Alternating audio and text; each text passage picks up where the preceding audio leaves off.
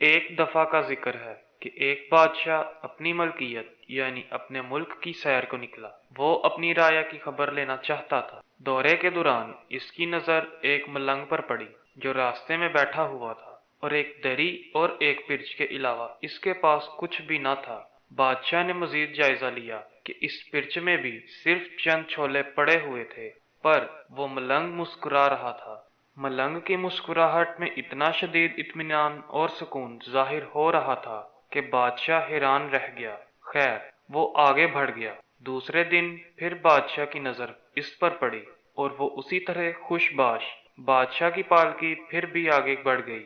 تیسرے دن جب بادشاہ کا گزر اس مقام سے ہوا اور پھر اس غریب کو اتنا مطمئن دیکھا تو اب بادشاہ اس حد تک تجسس کا شکار ہوا کہ پالکی رکوا دی اور نیچے اتر کر اس درویش کے پاس چلا گیا۔ اسے بتایا کہ ملک کا بادشاہ ہوں اور 3 دن سے تیری مسکراہٹ اور مفلسی کا یکجا ہونا مجھے ہرگز ہضم نہیں ہو رہا۔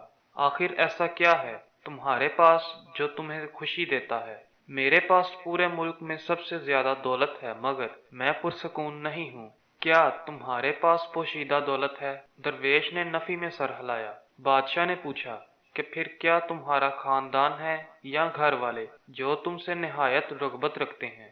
درویش نے بولا، جی میں بالکل تنے تنہا ہوں، میرا کوئی نہیں، میرے پاس ان چھولوں کے سوا کھانے کو کچھ اور نہیں۔ بادشاہ بہت حیران ہوا اور آخری سوال کیا کہ پھر کیا تمہیں اللہ نے قابل فخر صحت سے نوازا ہے جو تم خوش رہتے ہو؟ ملنگ بولا، ہاں ہاں ہاں، ہرگز نہیں، میرے آدھے دانت ٹوٹ کر گر چکے ہیں اور ٹھنڈ سے میری ہڈیاں درد کرتی ہیں۔ بادشاہ نے پوچھا کہ او بھائی صاحب، پھر کیوں سکون سے بیٹھے ہو؟ ملنگ بولا، اللہ پر یقین رکھو، اس پر توکل کرو۔ اس نے تمہیں جس حال میں، حالات میں اور جس بھی مشکل میں ڈالا، وہ اس کا فیصلہ ہے۔ وہ تمہاری نشو نما کے لیے ضروری ہے۔ اس کو پتا ہے کہ تمہارے اندر کیا کمی بیشی ہے جو تمہیں دور کرنے کی ضرورت ہے۔ وہ تمہیں اس آگ میں ڈال کر سونا بنائے گا۔ صبر و شکر، اللہ کی رضا میں رضامندی، ایسے سوچو اور اپنے حال کو ایسے ہی تسلیم کرو تو تمہیں کسی شے کی کمی محسوس نہیں ہوگی۔ رزق اس نے دینا ہے، وہ دے گا۔ مجھے روز کے چھولے مل جاتے ہیں۔ جزاک اللہ۔